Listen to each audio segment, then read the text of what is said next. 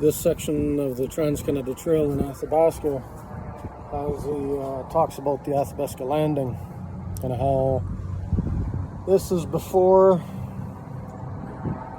This poster talks about the time before railway went over the BC mountains, and so during that time they used to have horse-drawn carriages. This is a great big wheel with there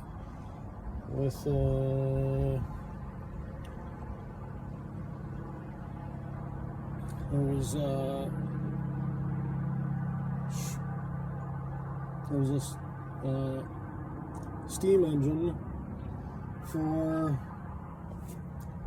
boats for the marine, a 10-ton marine boiler, and so they shipped the marine boiler from Edmonton to Athabasca by horse-drawn.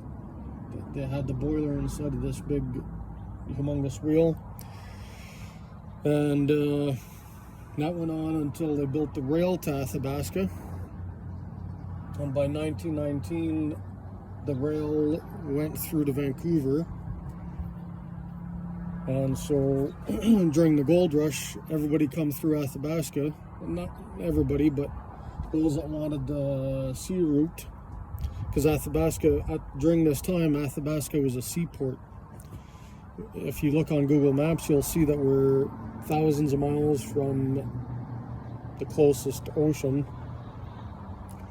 So the best way to get to sea was by steamboat, paddle wheeler, from Athabasca out to the ocean, and so a lot of the people in the gold rush come through Athabasca before the rail went to Vancouver. So once the railway went to Vancouver, then Athabasca was no longer needed as a seaport. At the time it was called Landing, or Athabasca Landing, and sometimes they'd have, like here, this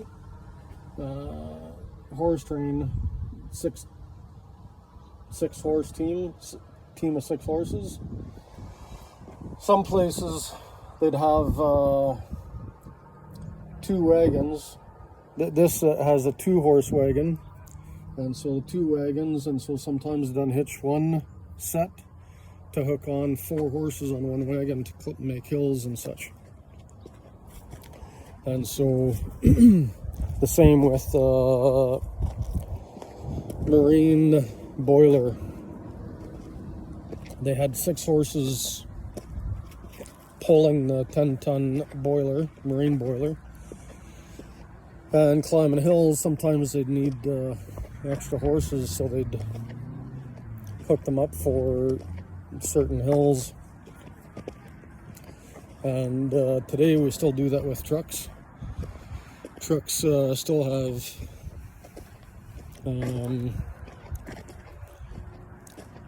the oil patch, I've been on a job where we had 2 farm tractors pulling trucks empty up a hill, and we'd get loaded on that one job. We'd get loaded at the top of the hill somewhere up the road, and then we'd have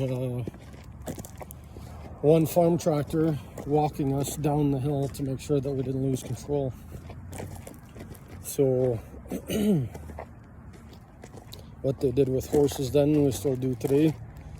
Some trains have a similar practice. There's trains where they have cogs, gears to drive the train up hills. So anyway, planes have rockets, like taking off on a snow-covered runway. Some planes will have skis to land and take off from, and they can strap rockets on to take off to help them boost the speed. So, booster rockets. Anyway, Athabasca Landing being a seaport that one time.